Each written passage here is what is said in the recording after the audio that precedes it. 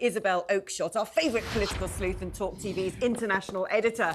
Hi, Isabel. Hi, Iz. I have a feeling, I mean, I've said already who I think that this is behind the Conservative Britain alliance. There's a lot of YouGov connections going on here. Would you dare speak his name, or are you going to keep stum and pretend you know nothing? Well, I think I'm going to throw that one over to you, Alex, since you seem to be better informed than I am on this one. Who is it you're referring to? Well, I've heard among the grapevine that this could be one Lord Ashcroft who is aiding, abetting, funding and cajoling people into activity. I don't know. It's up for him to come out of the shadows and say if it is. But it does... Highly unlikely. I would say highly unlikely, actually. I haven't spoken to Lord Ashcroft about this. But it's not really the way he operates.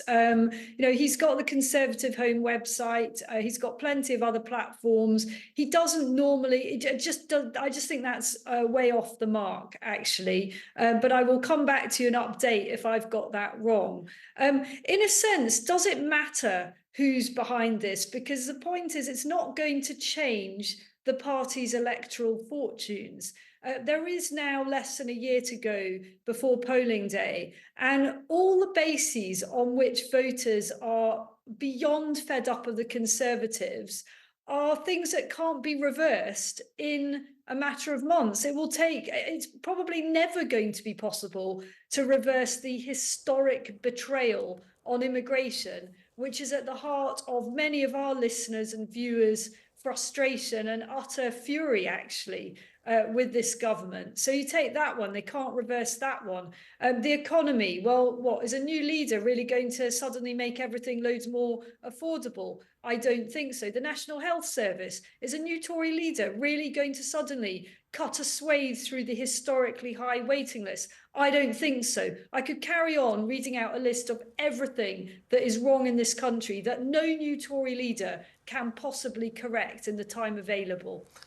Just going to divert slightly now, Isabel. Great to have you on board as always, but you are a renowned expert on WhatsApp messages, having released sensationally the WhatsApp files, referring to all the messages that politicians were sending each other during the COVID crisis. Nicola Sturgeon, some WhatsApp messages of hers have just emerged. And I can't really read them out. They're about Matt Hancock, from what Nicola Sturgeon said about our former health secretary. I mean, they literally, I can't read them out. They're quite comedy. But they're kind of funny, but they're disgusting. I mean, they make some of the WhatsApp messages that you found out about our Westminster politicians look like a walk in the park. She's been asked to apologise. Should she?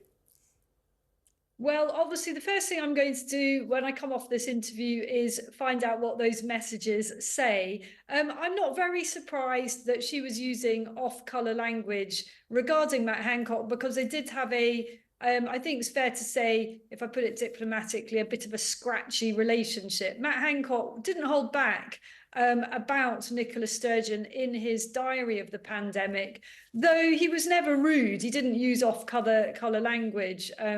And it's sort of very, I guess, ill behoves her to speak like that. I can only imagine from your description, my mind is boggling as to what she's actually said.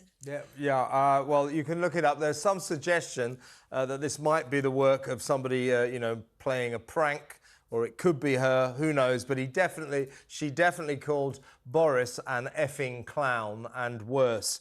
So, yeah, she's being urged to apologise, and we'll follow that story with great interest. Let's go back to the main issue, Isabel. I mean, to what extent do you think that Rishi Sunak is basically rearranging the deck chairs on the deck of the Titanic right now? I don't even think he's really rearranging them. I mean, what, a little shift here, a little inch to the right here, a little inch to the left there, a shuggle around, trying to get one of the deck chairs to attract a bit more sunshine. Look, it's completely hopeless at this point, and they all know it. And that is why in the months to come, we're going to see a total breakdown of discipline as MPs just start trying to save their own skin. It is extraordinary, the extent to which they're already desperate. Virtually a day doesn't go by when I'm contacted by somebody wanting to know, trying to use me as a back channel to the Reform Party through my connections there to find out whether maybe they might be spared in their constituency having to fight a Reform candidate. I don't speak for the party, but I'm sure I'm right in saying there will be no mercy from the Reform Party for those Tory MPs, because they have done a very great deal to destroy our country's great standing in the world. And it seems to me, I mean, Farage himself has said, when asked whether the Reform Fox is now in the Westminster hen house, that given the announcement today about British council homes for Brits rather than migrants, British people being given priority, that these are exactly the sort of priorities they're trying to do to fend off competition in their own backyard.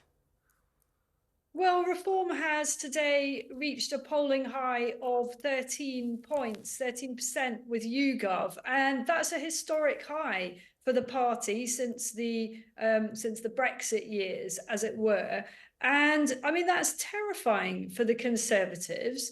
But if they're only asking themselves now why that is, and suddenly trying to create policies that cater to the frustration of those who are inclined to back the Reform Party, then, I mean, where have they been for the past 13 years? Yeah. In charge, maybe? So yeah, this British Homes for British People, I mean, it brings back memories of Gordon Brown when he was desperately trying to stay in power and failed when he said British jobs for British people. It's a rallying cry. I mean, if Rishi really wants to announce something that might resonate, instead of British Homes for British People prioritising council houses for British people over migrants, how about I'm going to start turning the boats back and send them to France? That would work, wouldn't it? Why doesn't he try that? I mean, search me as to why he doesn't try that, because of course it is entirely achievable, and he and his government colleagues will bleat about how it's against international law and this and that. And you know what? I think the British electorate would be full square behind the Prime Minister and the Cabinet if they decided just to take on the international lawyers, to face the consequences of us supposedly breaching the law for protecting our own borders. Every country, as we've often repeated about Israel and the position it finds itself in, every country is entitled to protect its borders. And clearly this government has failed on that front. None of what they're doing is going to make the blind bit of difference. The boats are going to keep coming. So I think that they should face down those who say it's all too difficult and, you know, you'd be breaking some treaty or other. Yeah, but the low point in the Rwanda bill debate last week was some representative from the SNP who represented somewhere in Edinburgh starts quoting the Treaty of Arbroath, 1320. You know, this sort of stuff does not get us anywhere. Isabel, fantastic to talk to you as always. Thank you.